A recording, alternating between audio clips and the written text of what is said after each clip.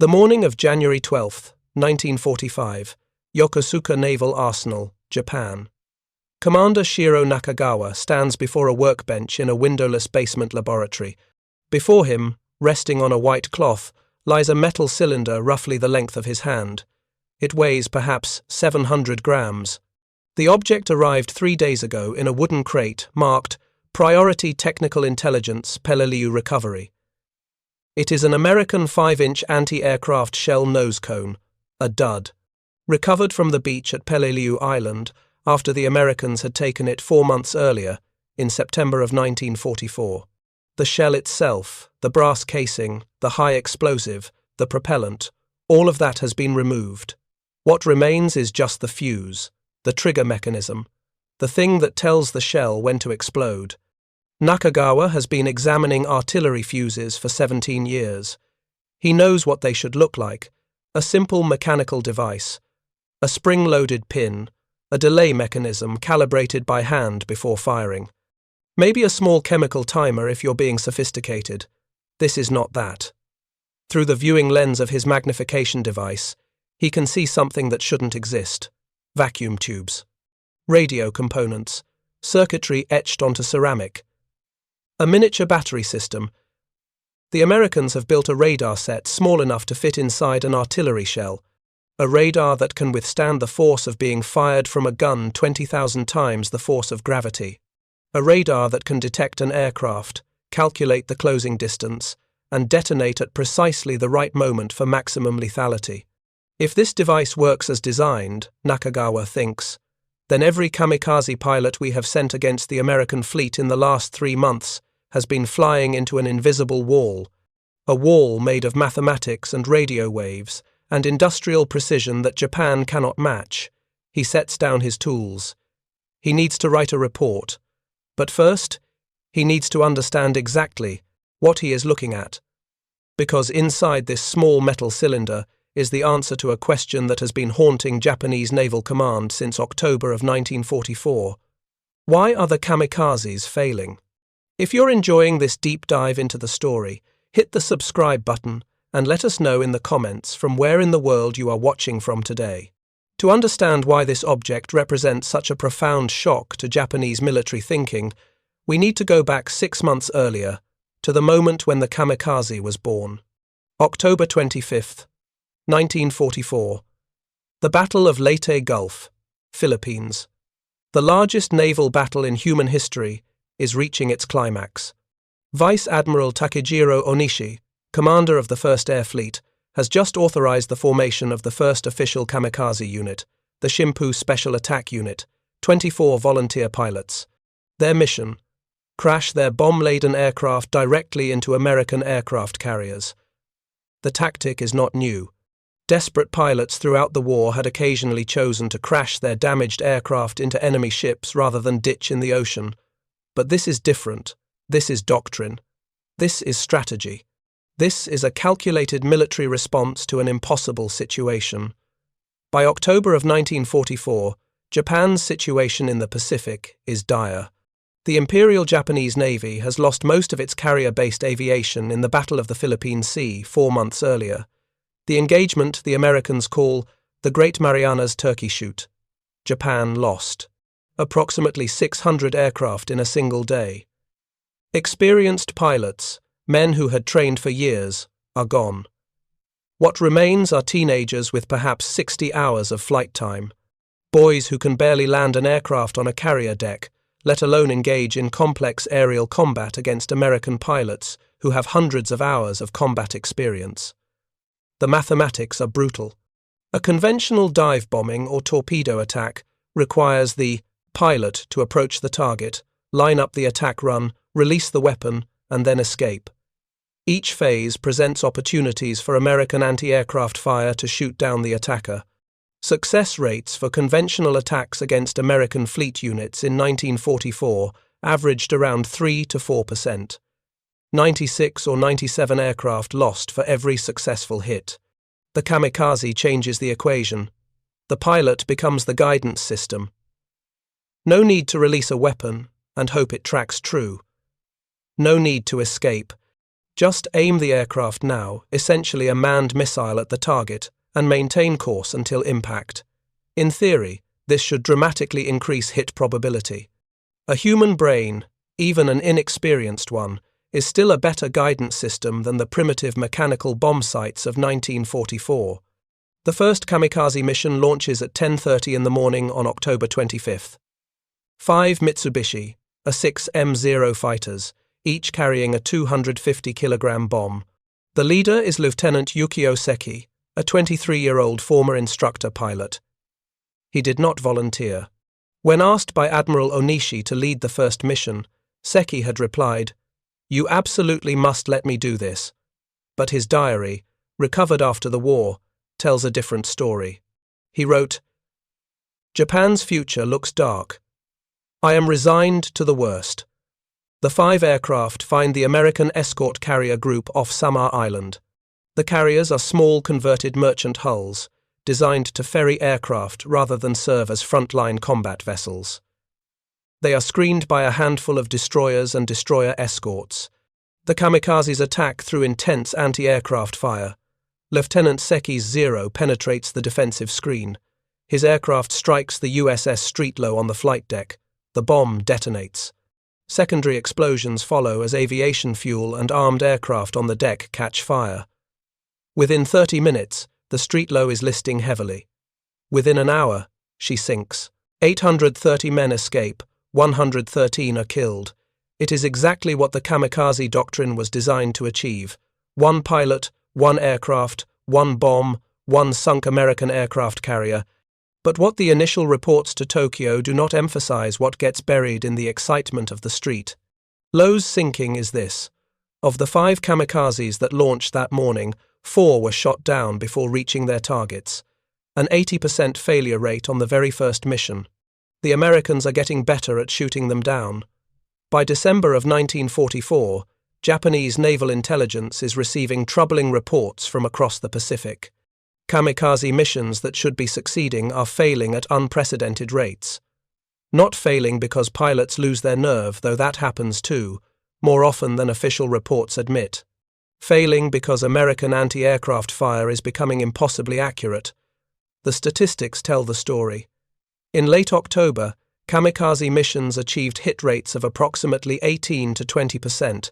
1 in 5 kamikazes struck their target. Devastating. Yes, but sustainable if Japan can continue to produce aircraft and recruit pilots faster than they lose them. By early December, the hit rate has dropped to 11%, 1 in 9. By late December, it's down to 9%, 1 in 11. Something has changed in the American fleet's defensive capabilities. The reports from surviving Japanese pilots, those who turn back due to mechanical failure or who attack and somehow survive the experience, describe anti-aircraft fire that seems to anticipate their movements. Shells that explode at precisely the right altitude, at precisely the right moment, even when the aircraft is still 3 or 4 seconds away from the ship. At Imperial Japanese Navy headquarters in Tokyo, analysts examine gun camera footage from escort aircraft. They watch American 5-inch and 3-inch anti-aircraft guns track incoming kamikazes. The pattern is consistent. The American shells explode near the target aircraft, even when there has been no apparent impact, no tracer round striking the aircraft, no visible collision. The shell simply detonates in proximity to the target, and the aircraft comes apart in mid-air. This should not be possible with time delay fuses. Those require the gunner to calculate exactly how long the shell will take to reach the target's altitude, set the fuse before firing, and hope that the calculation is correct. If the target changes altitude, if it dives or climbs, the shell explodes harmlessly in empty air.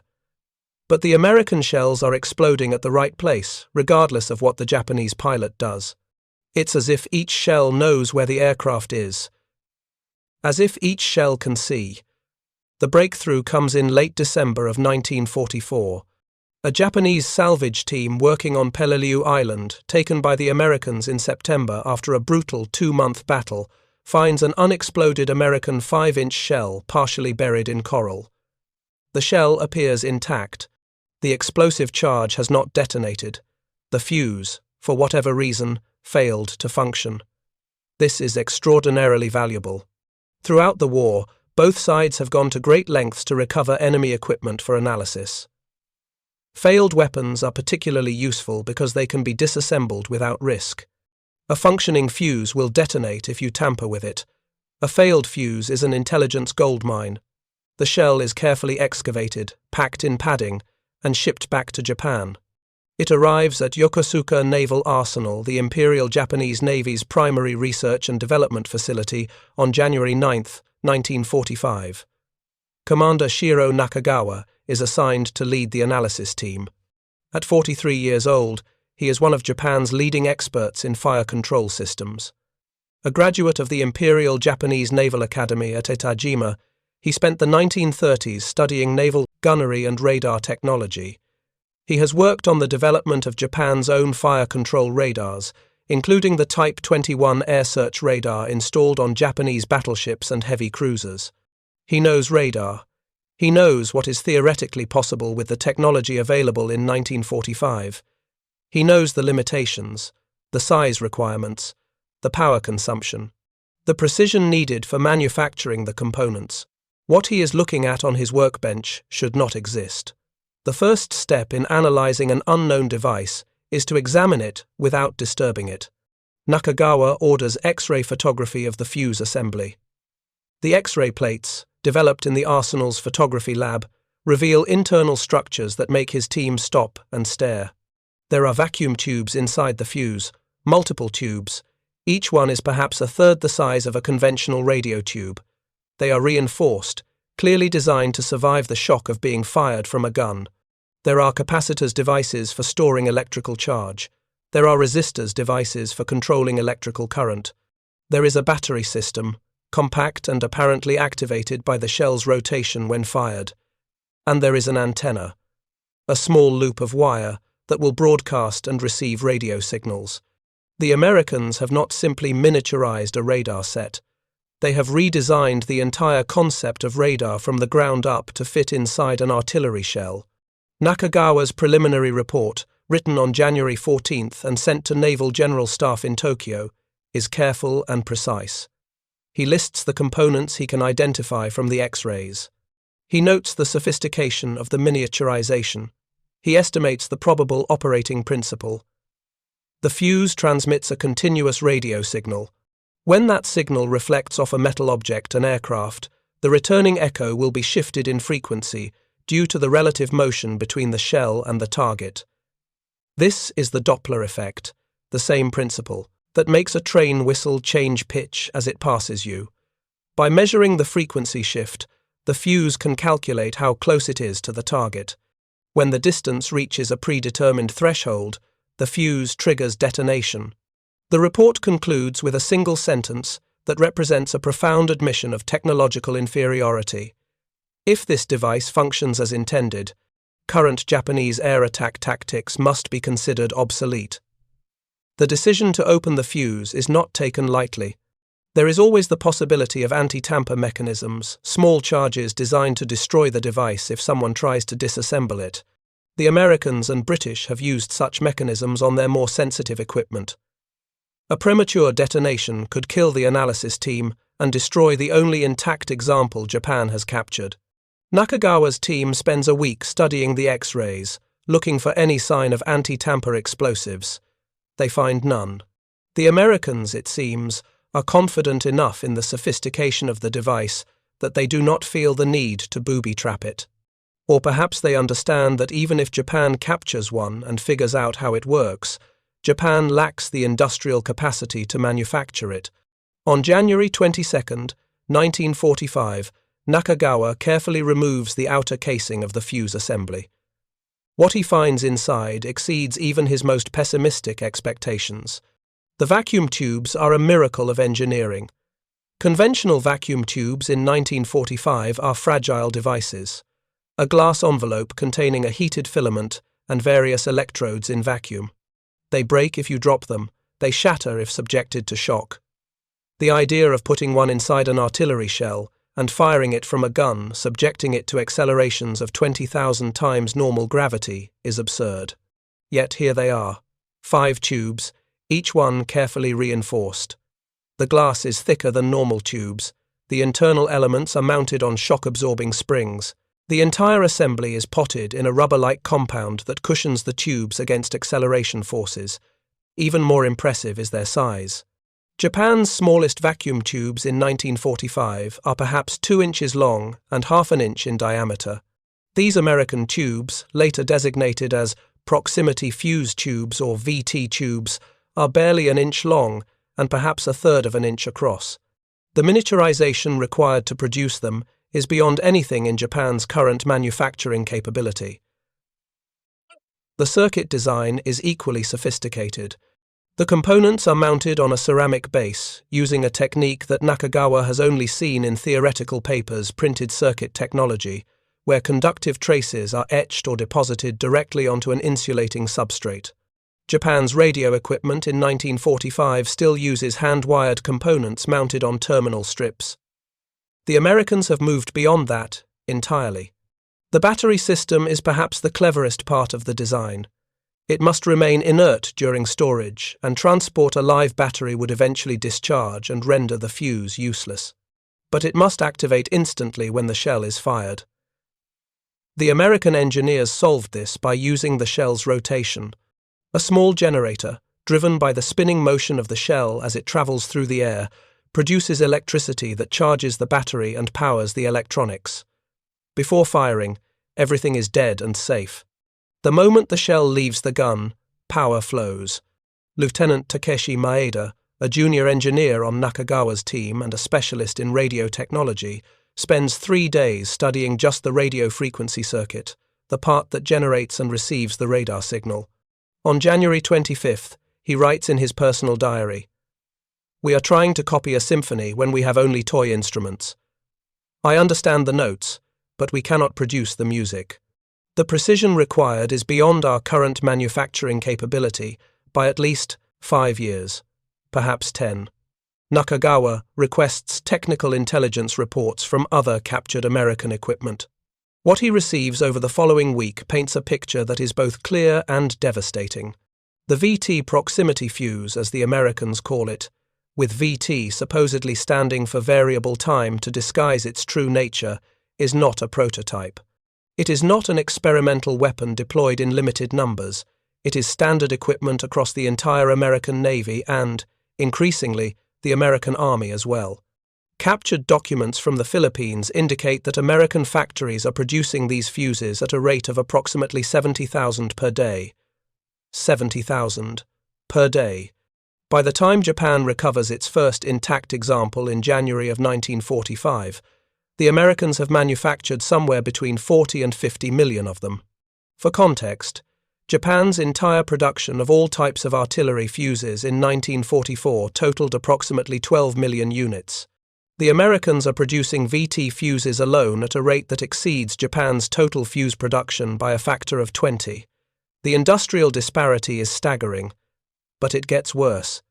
The VT fuse was developed beginning in 1940 by British researchers, then refined by American engineers under the auspices of the National Defense Research Committee. The project, given the code name Project Piccolo, initially, then later designated the VT or Proximity Fuse Program, involved researchers from dozens of American universities and corporations. Johns Hopkins University's Applied Physics Laboratory in Maryland led the development. Western Electric, Raytheon, Sylvania, and other electronics manufacturers tooled up to produce components. By 1943, the fuse had moved from prototype to mass production.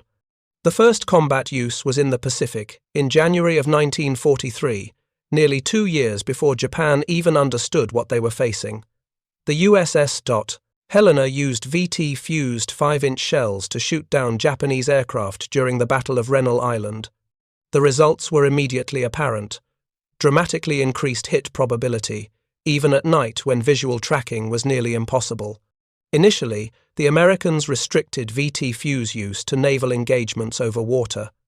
The fear was that a dud fuse landing on enemy-controlled territory could be recovered and reverse-engineered. By late 1944, as American forces pushed deeper into Japanese-held territory and the secret seemed impossible to keep, restrictions were loosened. The fuses were authorized for use over land. They were issued to anti-aircraft batteries defending bomber formations over Germany. They were used by American forces in the Battle of the Bulge in December of 1944, where artillery shells fused for proximity to the ground created devastating airbursts over German infantry positions. The Japanese had been fighting this technology for nearly 2 years without understanding what it was. Nakagawa's team begins a series of tests to verify the fuse's performance. They cannot fire it from a gun. The risk of losing their only intact example is too high. But they can power the electronics using an external battery and test the radio circuit's function. On February 2, 1945, they conduct the critical experiment. The fuse is placed on a test stand in an open area of the arsenal. A small aircraft, a trainer biplane, is instructed to fly past at various distances and altitudes. The fuse's radio circuit is connected to an oscilloscope, a device that displays electrical signals visually. As the aircraft approaches, the frequency of the received radio echo should shift. The circuit should measure this shift and, at the optimal distance, generate a trigger signal. The aircraft makes its first pass at an altitude of 200 feet, traveling at approximately 120 miles per hour. The oscilloscope trace jumps and shifts. At a measured distance of 72 feet between the fuse and the aircraft, the circuit generates a clear trigger pulse. Second pass, 70 feet, trigger pulse.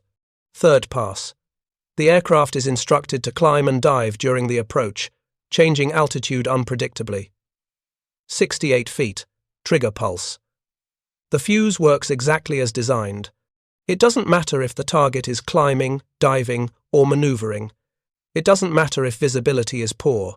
It doesn't matter if the gunner's initial altitude calculation was wrong. The fuse detects the target, calculates the closing distance using the Doppler shift, and triggers detonation at precisely the right moment.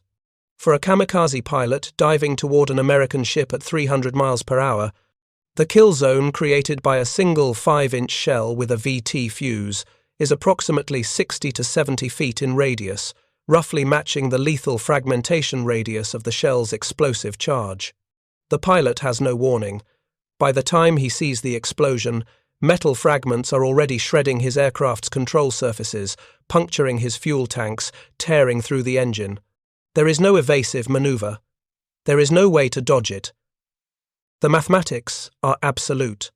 By mid-February of 1945, Nakagawa has compiled enough information to write his comprehensive technical assessment.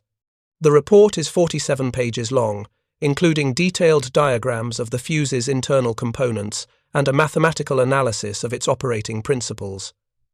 The conclusions are unsparing. First, the VT proximity fuse represents a level of miniaturization and precision manufacturing that Japan cannot currently achieve. The vacuum tubes alone would require retooling Japan's entire electronics industry. The printed circuit technology is years beyond Japanese capabilities. Even if Japan fully understood every aspect of the fuse's design, which Nakagawa's team now does domestic production, is impossible given current industrial infrastructure. Second, even if Japan somehow acquired the manufacturing capability, the timeline for production would be measured in years. Nakagawa estimates a minimum of 3 years from the decision to begin production to the first operational fuses coming off assembly lines. The war, everyone understands by February of 1945, does not have 3 years left. Third, the Americans have been using this technology since at least early 1943. Every kamikaze attack since that time has faced VT-fused anti-aircraft fire. The declining hit rates observed since October of 1944 are not due to improved American gunnery training or better tactics. They are due to a fundamental technological advantage that Japan cannot counter. The report includes a statistical analysis that makes clear just how decisive the VT fuse has been. Based on American combat reports captured in the Philippines documents, outlining ammunition expenditure and claimed kills, Nakagawa's team estimates that American anti-aircraft guns using conventional time delay fuses required approximately 1,500 rounds fired per aircraft shot down. With VT fuses, the figure drops to approximately 300 rounds per kill. a five-fold increase in effectiveness, applied to the Kamikaze campaign. Without VT fuses, American anti-aircraft defenses would have shot down perhaps 40% of attacking kamikazes. With VT fuses, that figure rises to approximately 85 to 90%. The difference, that additional 45 to 50% of aircraft destroyed, represents roughly 1,500 kamikaze pilots who died because they were flying into a defensive system they could not see and could not counter. Nakagawa's report concludes with a recommendation that is as much plea as military assessment. Immediate cessation of massed special attack operations is advised. Current tactics result in unacceptable loss rates with minimal strategic effect. Alternative approaches must be developed. The report is dated February 18, 1945. It is marked Secret Most Urgent and hand-carried to Naval General Staff Headquarters in Tokyo by special courier. It arrives, is logged, and is filed. No action is taken. The Kamikaze campaign continues. To understand why Nakagawa's warning went unheeded, we need to understand the strategic and psychological context of Japan's situation in early 1945. By February, the war is clearly lost. American forces have retaken the Philippines. Iwo Jima is under assault, a battle that will cost the Americans nearly 7,000 dead, but will provide them with an airbase only 650 miles from Tokyo. Okinawa, even closer to the Japanese home islands, will be next. American B-29 bombers are conducting regular raids against Japanese cities.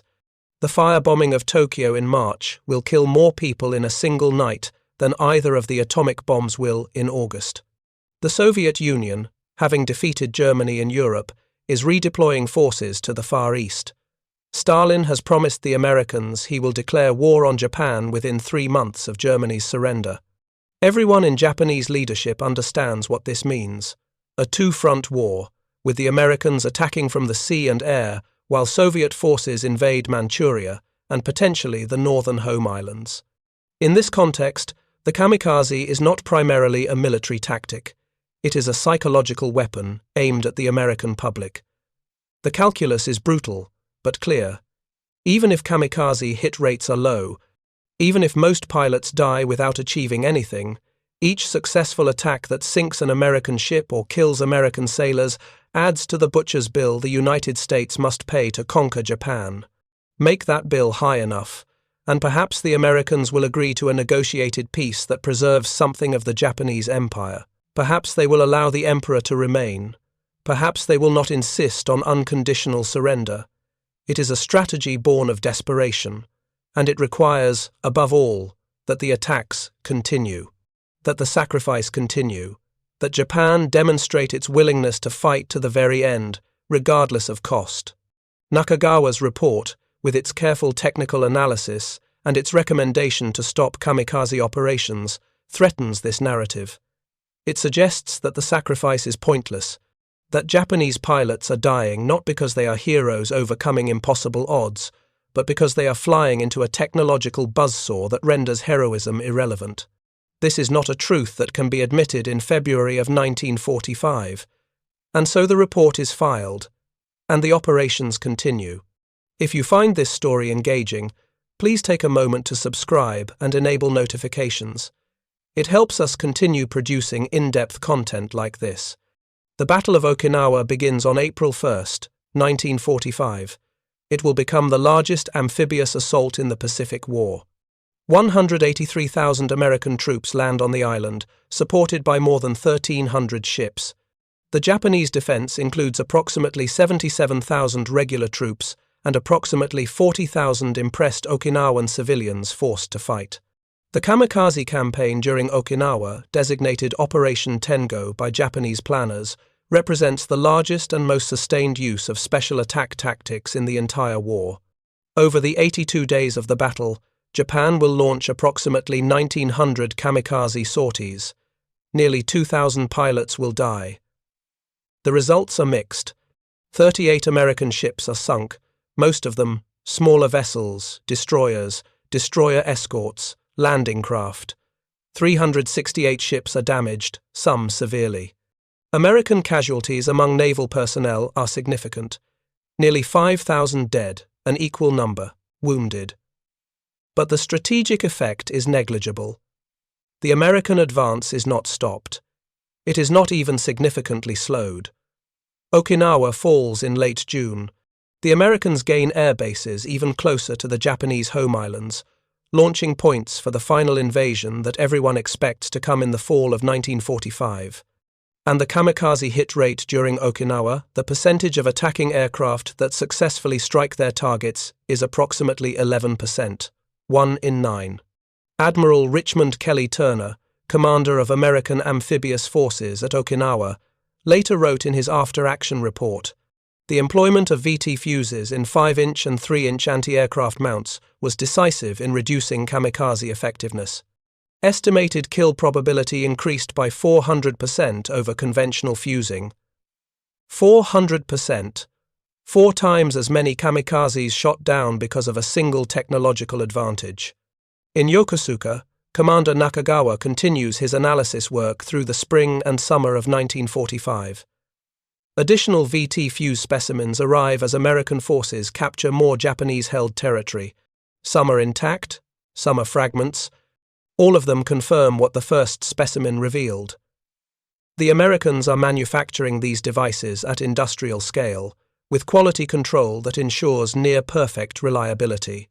Nakagawa's team expands their investigation to include other captured American equipment: fire control radars, gun directors, ballistic computers. The pattern is consistent across all of it. American fire control technology is a generation ahead of Japanese equivalents. Not just in sophistication, though the sophistication gap is real, but in manufacturing quality. American components are machined to tolerances that Japanese facilities cannot match. American electronics use materials specialized alloys, high-grade ceramics, precision wound wire that Japan either cannot produce or can produce only in tiny quantities. On June 19th, Nakagawa receives a visitor from Naval General Staff. Captain Hiroshi Nakamura, assistant to the Chief of Naval Operations. He brings a question from Admiral Soimu Toyoda, commander of the Combined Fleet. Can Japan produce its own proximity fuse? Nakagawa's answer is detailed and technical, but the summary is simple. No. Not in any time frame relevant to the current war. Japan lacks the precision machine tools to manufacture the vacuum tubes. Japan lacks the quality control systems to ensure reliable electronic components. Japan lacks the raw materials, specialized metals and ceramics needed for construction. Even if all these obstacles were somehow overcome, even if Japan devoted its entire electronics industry to the task, production would not begin for at least 2 years, probably 3. Captain Nakamura listens, takes notes, thanks Nakagawa for his time. As he is leaving, he pauses at the door. "How long have the Americans had this technology?" he asks. "Since, at least early 1943, Nakagawa replies. "Perhaps earlier." Nakamura nods slowly. "We have been fighting blind for 2 years then." "Yes," Nakagawa says. "We have been fighting blind." On July 28, 1945, Nakagawa submits his final report on the VT proximity fuse project. It is, in many ways, an autopsy. An analysis of how a technological advantage rendered an entire military strategy obsolete. The report documents everything his team has learned, the operating principles of the fuse, the manufacturing techniques required, the materials and components, the industrial capacity necessary for mass production, the timeline for Japanese development of equivalent technology. The final section of the report addresses the question that has haunted Nakagawa since January.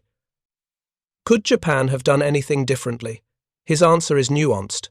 If Japan had understood the nature of the American technological advantage in 1943, when VT, fuses first appeared in combat, could Japanese tactics have adapted? Possibly. Lower altitude attacks, approaching from multiple directions simultaneously to overwhelm defensive fire, better electronic warfare to jam or confuse the fuse's radio signals, these might have improved survival rates. But the fundamental problem would have remained.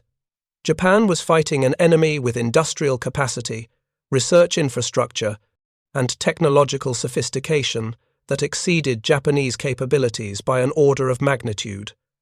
The VT fuse was not an isolated development. It was one product of a system: American universities, government research laboratories, corporate R&D departments, precision manufacturing facilities that Japan simply could not match. The report's final paragraph is brief. The proximity fuse represents not merely a technological achievement, but a demonstration of systemic advantage in research, development, and production. Tactical adaptation is insufficient response to such advantage. Strategic reassessment is necessary. The report is marked Secret and sent to Naval General Staff Headquarters. It arrives on August 2, 1945. 4 days later, an American B-29 named Enola Gay drops an atomic bomb on Hiroshima. 3 days after that, a second bomb destroys Nagasaki. On August 15th, Emperor Hirohito announces Japan's surrender. Nakagawa's report, like his earlier warning in February, is filed and forgotten. By the time anyone reads it with attention, the war is over. The final accounting of the Kamikaze campaign makes for grim reading. Between October of 1944 and August of 1945, approximately 3,800 Japanese pilots died in kamikaze attacks. They sank approximately 50 American ships, most of them smaller vessels. They damaged several hundred more. But they did not change the outcome of the war. They did not force the Americans to negotiate. They did not save Japan. And the majority of them, approximately 2,800 pilots, died between January and August of 1945. The period when VT proximity fuses were in widespread use across the American fleet.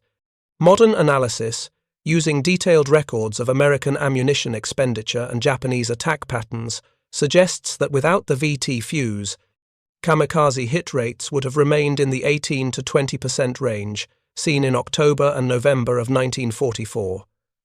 At those rates, the damage to the American fleet would have been significantly higher.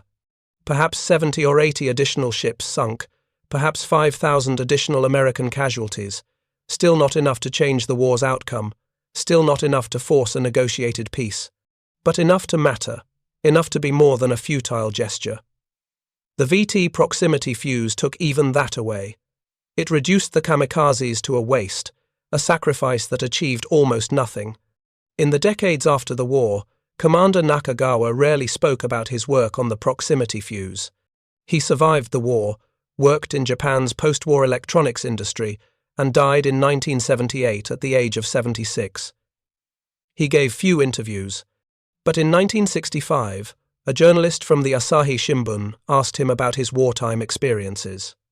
Specifically, the journalist asked, "When did you first realize that Japan had lost the war?" Nakagawa's answer was immediate. January 12, 1945. The day I first examined an American proximity fuse. I understood in that moment that we were fighting an enemy whose industrial and technological capabilities were beyond anything we could match. We had lost years before. We simply did not know it yet. The journalist pressed. What was it about the device that made it so clear?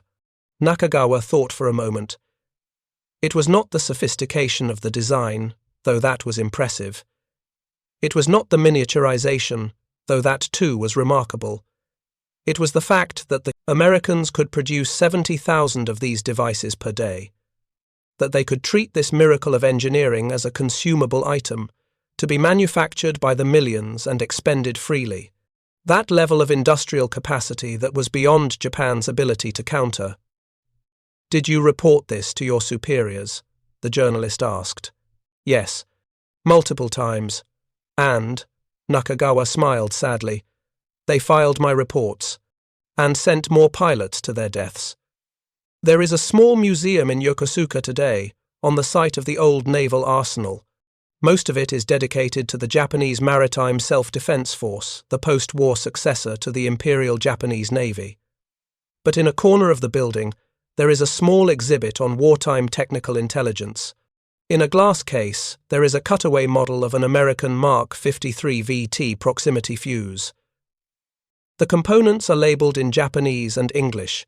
The placard reads, American Mark 53 Proximity Fuse, recovered Peleliu, 1944. The device that made the Divine Wind mortal. Next to the cutaway model is a photograph. Commander Nakagawa, aged 43, standing at his workbench in January of 1945. In front of him is the fuse that started everything. The museum caption notes that this photograph was taken the day Nakagawa wrote his preliminary report, the report warning that kamikaze tactics were obsolete. The photograph shows a man who has just understood something terrible, a truth that will haunt him for the rest of his life. That the men dying in the sky above the Pacific are dying for nothing. That their courage, their sacrifice, their willingness to give everything for their country, all of it, is meaningless in the face of a technology they never saw and could never have defeated. The young pilots who flew the kamikazes believed they were the ultimate weapon. That their willingness to die gave them an advantage no technology could overcome. That spirit could triumph over material. They were wrong. And the proof of their wrongness weighed 700 grams and fit inside an artillery shell. The VT proximity fuse remained classified until late 1945. After the war ended and the technology was no longer secret, American engineering journals published detailed accounts of its development. The articles praised the scientists and engineers who had solved seemingly impossible problems: how to build vacuum tubes that could survive being shot from a gun, how to design circuits that worked reliably despite massive acceleration forces, how to manufacture millions of complex devices with near-perfect quality control. The articles did not mention the 3,000 Japanese pilots who died because this technology existed. They did not mention Commander Nakagawa and his team, working frantically in a Yokosuka basement to understand why their kamikazes were failing. They did not mention the reports that were written and filed and ignored. But the physics are absolute. The mathematics are unforgiving. A radio wave travels at the speed of light. It reflects off metal. The frequency shifts according to relative velocity. At 70 feet, the circuit triggers. The shell explodes. The aircraft disintegrates. None of it requires hate. None of it requires the enemy to be dehumanized or demonized. The VT fuse killed Japanese pilots with complete indifference. It killed them with math. And perhaps that is the deepest irony of the kamikaze campaign. The pilots were asked to embrace death, to transcend the human fear of mortality, to become something more than human in their willingness to sacrifice. They did this. Many of them achieved that terrible transcendence, but they died to weapons that had transcended humanity in a different way, weapons that operated with mathematical precision, weapons that felt nothing, weapons that simply calculated range, frequency shift, optimal detonation distance, and executed the solution. Courage meant nothing to a proximity fuse. Devotion meant nothing. Willingness to die meant nothing. There was only the equation. Distance equals velocity multiplied by time, at 70 feet. Kill radius 60 feet. Target destroyed. The divine wind met mathematics. Mathematics won. By 1950, the VT proximity fuse was obsolete. The Americans were working on guided missiles, technologies that would make even this remarkable device seem primitive. The Cold War had begun. New weapons were needed. The fuse that had killed thousands became a historical curiosity, a footnote in the development of modern military technology. But in the basement of the Yokosuka Naval Arsenal, converted now to peacetime purposes, there remains a small storage room. In filing cabinets marked with dates from 1945, there are reports written in careful technical Japanese, Commander Nakagawa's analysis, his warnings, his detailed documentation of a technology that Japan could not match and could not counter. No one reads these reports anymore. The war they describe is 80 years past. The technology they analyze is ancient history. The men who wrote them are dead. But the truth they contain remains, that wars are not won by courage alone, that sacrifice is not always meaningful, that there exists a point where individual heroism becomes irrelevant, where the gap in capability is so vast that no amount of willingness to die can bridge it. The kamikazes discovered this truth at 70 feet altitude in the fraction of a second between the VT fuse's trigger signal and the shell's detonation. Most of them never understood what killed them. They simply saw a flash, felt the impact of shrapnel, and died believing they had failed through some personal inadequacy, that they had not been fast enough, skilled enough, lucky enough. They could not have known that their deaths were determined before they took off, could not have known that in a Yokosuka laboratory a Japanese engineer had already calculated their obsolescence, could not have known that the divine wind was mortal and had been mortal since January of 1943, and that nothing they could do would change that fact. They flew into the future, and the future killed them with indifference. Thank you for watching. For more detailed historical breakdowns, check out the other videos on your screen now, and don't forget to subscribe.